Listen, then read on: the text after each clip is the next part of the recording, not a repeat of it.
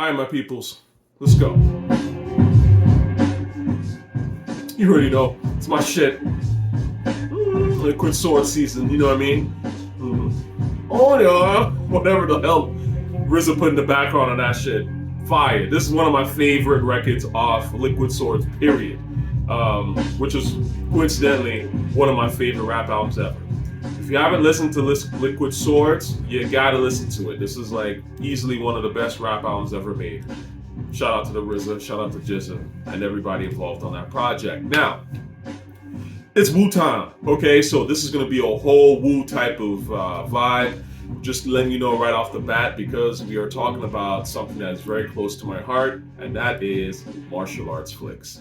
I obviously, for those who know me, I write martial arts flicks. I've done 2 short films. I think I'll put the link actually in the description so you can go check out some of the stuff that I myself has made. And I'm gonna bring you some of that heat because I've been watching them my whole life. I've been doing martial arts for a very long time. I don't do them anymore. In fact, I haven't done martial arts in like a decade, I would say, if not a little bit longer. But I've experimented with karate, ninjutsu, gumdo, capoeira. Capoeira was the hardest one. Shout out to capoeira. That was the hardest shit I ever attempted. But I love martial arts. I mean, I love looking at it. I love the beauty of it. Obviously, fight scene stuff. Like I love that genre. So it's not a coincidence that obviously I'd like Wu-Tang. I mean, I grew up on this shit. You know what I'm saying? Like when I was in Saudi, I was watching karate flicks. So ultimately, like one of the very first movies I remember loving was Tai Chi Master. So I think it's called Twin Warriors, or that's the English version. Anyway, Jet Li movie. If you haven't seen it, check it out. And in fact, my favorite part was Jet Li's using this like wooden staff. Him and his boy are just fighting off like hundreds of these Shaolin dudes. Assuming they're Shaolin guys. And it was cool to see how that ended up actually being sort of inspired the Burly Brawl sequence in The Matrix Reloaded when Neo's fighting like 100 Smiths, which I loved. I mean, I was losing my fucking mind in the theater, like a lot of people, when that shit came out. We were just like, what the fuck? So, martial arts, love this shit. So, obviously, as someone who writes this stuff, who's passionate about it, it's like pretty much this is my favorite genre. I've been disappointed with martial arts films for quite a while now. I feel like the stories have been really mediocre. The fight scenes have been pretty played out.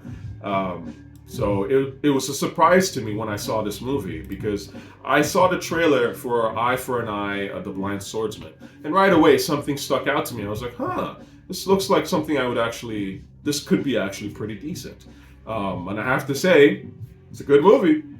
It's the best martial arts movie, in my opinion, that I've seen in years. Like, I don't think it's necessarily gonna blow you away. I'm not trying to say that. It's not, Into the Dragon level or some shit, Again, and I'm not trying to put down the creatives that put in the hard work to make this movie, because it is a good movie. It's quite a good movie. But I will say that I was pleasantly surprised, at how I enjoyed it. Particularly the first half of the movie, I think, was quite strong.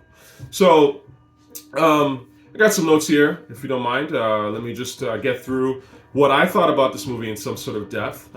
So overall, what I liked about the Eye for an Eye, The Blind Swordsman movie, which you can see on YouTube. It's free on YouTube. So actually, YouTube Movies must have purchased it for some reason. I am assuming because they want to give legitimacy to the YouTube platform, because it's a phenomenal movie in terms of, again, comparing what has come out in the last 10 years, I would say this is definitely up there. So first and foremost, what I really like about this particular movie is the script. The script is coherent for once. I find that a fair amount of martial arts movies, actually a lot of them, suffer from these sort of incoherent storylines. They don't quite make sense. They start off, you're kind of like trying to watch, and then the plot just goes way off the rails. And I have to say that for this movie, I thought it was pretty well written. It was a solid story. It's a simple storyline, but it's a storyline that ultimately makes sense and it works. So, like I've said, a lot of these kung fu movies are derailed by poor storytelling, in my opinion. Like the storytelling in terms of what's happening in the fight scenes are amazing. like the actual. Because again, that's why those fight scenes are so captivating, because there's a lot of storytelling going on in those particular fight scenes. So that stuff's incredible, usually in martial arts films, but the overarching storyline can be a little weak. So I think that the script, number one, is why I give this film some props in comparison to pretty much everything that I've seen in the last, 10 years. I like this movie more than I like The Raid. So, and I know a lot of people talk about The Raid. I'll get into why that wasn't necessarily my cup of tea. But anyway, the point is, script, number one. The cinematography is very good as well. That's also a big part of what makes martial arts films amazing to me. The cinematography, the color, the shots, the beauty of it all. I just find that they're on a different level out there. In Asian cinema. So that's another aspect of it. And then, of course, the acting was actually quite good too. I was impressed by the acting. That's another thing sometimes with some Kung Fu movies, the acting can be a bit shoddy. I found that in this case, the acting was pretty strong across the board. So again, you've got a lot of ingredients here for what would make a great film. The fight scenes are quite good. There's some really cool flourishes in the fight scenes. In particular, the one that I think will always stick out to me is when the blind swordsman, he disarms this one dude, and the sword comes kind of flying towards the camera. I love shit like that. That's cool shit to me, Speaking of fight scenes, what do I like in fight scenes, right? Now, to me, fight scenes to me are about grace, elegance. I love speed, I love beauty, and I love power. So if you can mix all that into a fight scene, you probably got me. But the grace and elegance part is a pretty important thing for me. Obviously, I like inventive shots and angles and choreo that feels fresh, moves that I haven't quite seen before, but they make sense and they tell a story. Interesting movement. Choreo obviously is a big part of what makes fight scenes great. Not your typical fight. And the number one thing that makes a fight scene great, in my opinion, is clarity. I don't like the shaky cam thing. I never did. Any fight where you can't see what's happening, to me, is a whack fight. Honestly, at least in terms of cinema experience, and this is again why I think that the martial arts movies, particularly the ones that come out of Hong Kong, mainland China, are the best of the best, because their sense of clarity and visual recognition of where things are, and they still make it dynamic and interesting, is incredible, to be honest with you. It's a marvel. Again, as someone who's shot 2 Kung Fu short films, and you can watch them, I think I know a few things about what I'm talking about. And I'm no master. I mean, I'm not there yet. I tip my hat to the masters of this stuff, going way back to King Hu, I believe, Chang Cheh. There's just certain people that, obviously Jackie Chan, Sammo Hung, Corey Yuen, Yuan Ping. These are phenomenal talents. The stuff that they were doing with the action direction. For me personally, I don't really like brutal fights. And I think, to be honest with you, I feel like a lot of martial arts movies have fallen into this trap. It's part of it is also because of that MMA influence. But I think the fights have gotten just too brutal, to be honest with you. And to me, they kind of take away from the beauty and elegance of it. It's just not my cup of tea. And to me, the strongest stuff, the stuff that we remember, is the stuff that's beautiful. The problem I have with brutal fights, in my honest opinion, is that, for one, they're ugly. I don't really like ugliness in martial arts. I love beautiful shit in general. So beauty is something that I strive for, I would say, in terms of my films. But brutal fight scenes tend to become very technical in some ways. They're, some of their fan base are, they use this particular hook, or they threw this particular type of punch. And I'm thinking to myself, well, I don't really care, There's an over reliance on realism, quote unquote, right? Because they're like, well, real fights are brutal, so it's going to be, we want to show realism. But, my opinion is that, it's not even real, because nothing about cinema is real, in my honest opinion. It's always interesting to me when people, sort of throw in the realism hat. And again, yes, I think the underpinning, it has to have a realistic thing going on, because obviously we use that as a sort of base for us to then kind of suspend our disbelief. But I think the whole point of film is to portray something that's really at its core not quite realistic, if that makes sense, because film itself is not realistic. It's fantasy shit at the end of the day. Nothing like documentaries, unless you're watching a documentary, which might be something else, right? So to me, the realism angle is overrated. And number one, like, even the real fights that these people talk about, where they're like, oh, well, that's just much more realistic than, let's say, some wire shit. I'm like, even those fights aren't realistic to me. Because the truth of the matter is that if you wanted to portray like a real street brawl or that kind of realism, real fights would probably go to the ground real fast and you wouldn't see shit.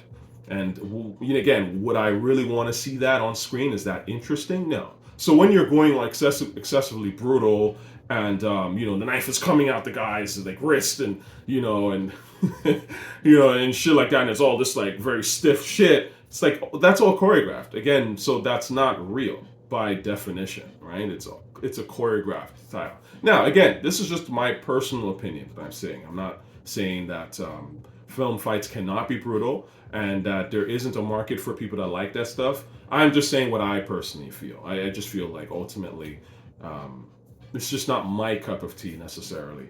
And the truth of the matter is that for me, I feel that realism fights are boring.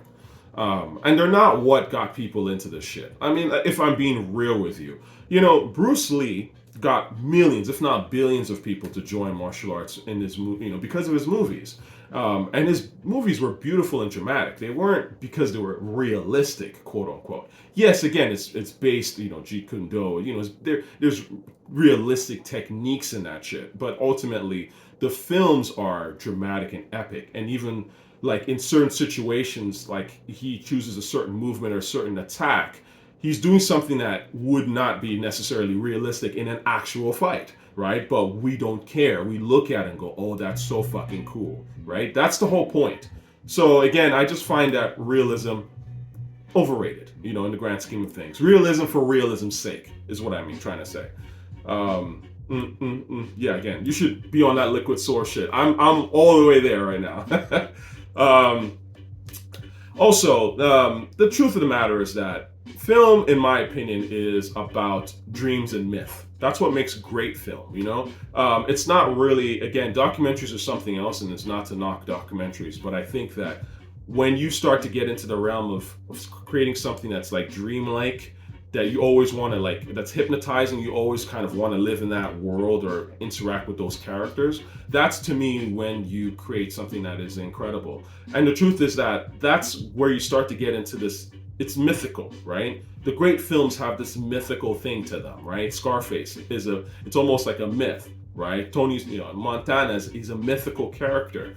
And the myth is really about hyper-realism. It's, again, there is an element of realism. It can't just be completely fancy, fantasy out of, the blue. Tony Montana's not, an alien selling cocaine in Miami. So yes, of course, there is realistic elements to it that underpin the story, but ultimately it's hyper real, right? It gets into an element of myth, and the thing is, what I love about myth is that myths are enduring, right?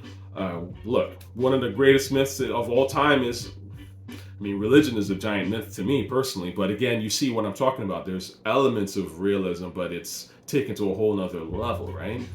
Epic level, I would say. So that's what I love. And again, when we talk about realism in kung fu flicks or just in action films, the truth of the matter is that if we're being realistic, if I really wanted to harm somebody, I'd just shoot them. So again, this idea of like, we're going to be on the ground and like, it's going to be super real, wrestling, and like, you're trying, and the camera's shaking and I can't see shit, but you're telling me it's realistic. I'm going like, somebody just grab a gun and shoot this motherfucker. Like, that's realistic.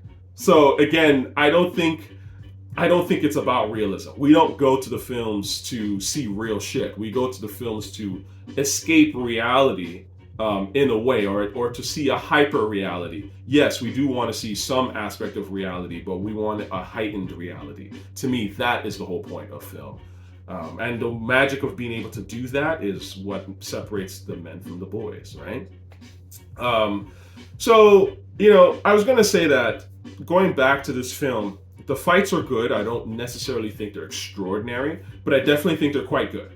Again, and I'm talking extraordinary compared to what we've seen in the Kung Fu genre, which is like filled with extraordinary fights, right? For Western cinema, it obviously kills anything that's out, like, and has been out. So that's beside the point. But you have to understand the bar for martial arts flicks when it comes to action is really damn high. I'm trying to think. The last time I saw a fight scene that blew me away. If you ever get a chance to see it, I'll also see if it's still online. There was a fight scene from Rise of the Legend. That movie came out in like 2013. That had like the best fight scene I'd seen in a long time. That actually genuinely was like, whoa, this is like really cool, and I haven't quite seen something like this. Obviously, the Rurouni Kenshin. I can't remember the brother's name that did it, who did the choreography for that movie. I actually follow him on YouTube too, but I like the choreography for the first Kenshin movie, the ones that came out I think starting in 2012. I thought the cinematography and the fight scenes were really cool. But again, it's hard to really come with some brand new choreo that no one has ever seen before. But I got something for y'all. Actually, I would say that. Blood World's got some shit that I don't think anyone's ever done, frankly. But again, I study this stuff, so this is why I'm always trying to push myself to make sure I come with the hottest shit, honestly. Anyway, in my honest opinion, when you're talking about choreography in action films, to me the Chinese are the best, hands down. It just is what it is, man. I think their choreographies, outdoes the Japanese and the Koreans, in my opinion. And I think it's because obviously people trained in these Chinese opera schools, and those schools go back like 2,000 years. I mean, you can't even compete with some shit like that. You know what I'm saying? Like literally like 2,000 years.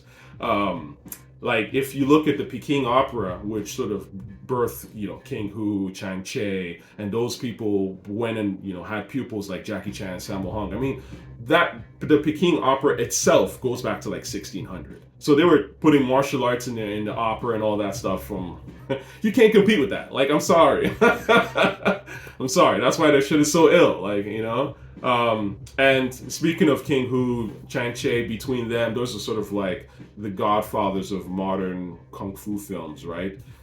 Because they did A Touch of Zen, which I haven't seen. I'm going to get around to watching A Touch of Zen at some point. Come Drink With Me, Five Deadly Venoms, Kid with the Golden Arms, Wu-Tang, right? The Kid with the Golden Arms, right? You got Five Element Ninjas, which I loved. That was one of the early Kung Fu films that I saw way back in the day. So, and again, between those directors, they put on John Woo and, again, legends. So they don't play around with that shit. But, I hope you get the chance to actually watch this film. I thought it was quite good. And again, it's just that Wu-Tang shit. Like, it's interesting to me because I guess it should be no surprise to you that I love martial arts films. I'm not sure how much I've talked about this on this channel, but I like Wu-Tang. And this is, again, my influences are pretty easy to read, all things considered. Like this, I'm not forcing it. This is what I always find really interesting about artists when they come out. They're like, yeah, I was inspired by Raekwon and Ghost, and it's like, and your shit sounds nothing like Raekwon and Ghost. Like none of anything you've made has that Wu-Tang element in it, or has anything that would remotely be in that. You're just saying that for clout, which is annoying, right? You're saying that because Wu-Tang is popular, right? And you're trying to seem special, right? I don't like that shit. Like, if I tell you I like something, I like it. You know what I'm saying? And the truth of the matter is that those who know me, or at least when you watch my channel, you'll see the correlation. It'll make sense, right? Especially as you start to see more of the material, like, hopefully as I start to put out stuff, you'll see like, oh yeah, like Tochi's a huge hip hop fan. this kind of makes its way into his stuff, because obviously he's not going to just pretend to be a hip-hop fan and pretend to be inspired by people, but then somehow it doesn't make its way into his art. That doesn't make any sense to me. So yeah, I'm tired of those people, man. I'm tired of people lying out here for clout, talking about, yo, I'm a serious hip-hop fan, I grew up on Mobb Deep, Nas, Wu-Tang. Nah, you're not, man. You grew up probably listening to Far Side, and I'm not, okay, let me not knock the Far Side, because they actually do have some dope stuff, but they probably were listening to like Ahmad back in the day, or some some shit, you know what I'm saying, like, you know, Spice Girls, and you know what I mean, like, come on, we know who's really being into this rap shit, and who really listens to the shit versus the people that pretend to. I think on that note, speaking of those who know the real, I mean, just going to my girl right now, Glow, Big Glow. I mean, I told y'all, man, you know, that Glow to me is the best new rapper, I think, of this last year or so. I don't think she's really dropped much in terms of, like, I would say her music isn't crazy to me, but I definitely think she's a notch above the rest of these girls and dudes out here, because she's the real, like, you know, she's, you know, again, there's a line she says something like, you know, these bitches know they fraudulent, or like, you know, like, when you see the real, you know the real. I mean, I told you right off the bat, the moment I heard FNF before it became this massive hit or whatever, I was like, this is the girl, because I can just tell. The hip hop, when you listen to it long enough, you kind of know who's really into it and who's kind of not so much into it. So I'm really liking this Chopped and Screwed video that I've been watching quite a bit. This is hard. You know, like typical Memphis shit, ultimately. I guess, you know what, since I'm here, let me just talk about this real briefly. I think the song is good. I don't necessarily think that it's the craziest Glorilla song. I still think she hasn't outdone FNF yet, which, I mean, I think time is running out on that, in my honest opinion. I think she's got to really come with something that was on that level, because FNF is a good song, but it's not, again, I just feel like Glorilla can do better, because she has bars. She does say stuff that people remember. I'll never forget, man. I want to say maybe like 2 years ago, right around the time FNF came out, I was in, where the hell was I? I was somewhere in the United States. Was I in Texas or something like that? I don't remember. But the fact of the matter is, I remember hanging out with this girl, and you know, she anyway. I was gonna say the street shit involved, but whatever. It's not what you think, but sort of what you think. Anyway, but the fact of the matter is that, like, she was a huge Glorilla fan, right? And this is someone she's not 20, you know what I mean? Because she was just like, Glow just spits that shit. Like, you know, she says stuff that, like, women can relate to. Or, I mean, certain type of chicks, I guess. But the point is, she's actually saying some shit. Even though it's, again, not the deepest stuff in the world. But there are actual bars there. Much more compared to her contemporaries, Megan, who I was never be a fan of, Lotto, all that stuff. So you can tell, like, Glow's got something there. She's genuinely funny. I go back to some of her verses, obviously, on FNF, on Ghetto. I love the you know, her verse on Ghetto to me is fire. So, you know, Glow's got some shit. So I'm rooting for her. I just want her to come out with much hotter shit, because, again, this is good. It's a step in the right direction for her to get back to that raw. Because, again, she shouldn't, you know, someone like Glow should understand that, like, you're the real deal. So don't try to play in the pop land or whatever. Like, just come out with that real shit, because that's where you shine, and let other people bite you, right? And then once you've built up enough cred, then if you decide you want to go pop, we can go pop, and we won't be mad at you, because we would have had enough classic songs to bump your shit forever, and then you're really remembered forever. Like, if Nas right now decides to drop an R&B album, I'm not going to necessarily care about it. But the fact of the matter is that Nas is established. He's dropped enough music for the heads, right? I mean, I would hope, obviously, that he continues to drop, you know, music for the heads. But you get my point.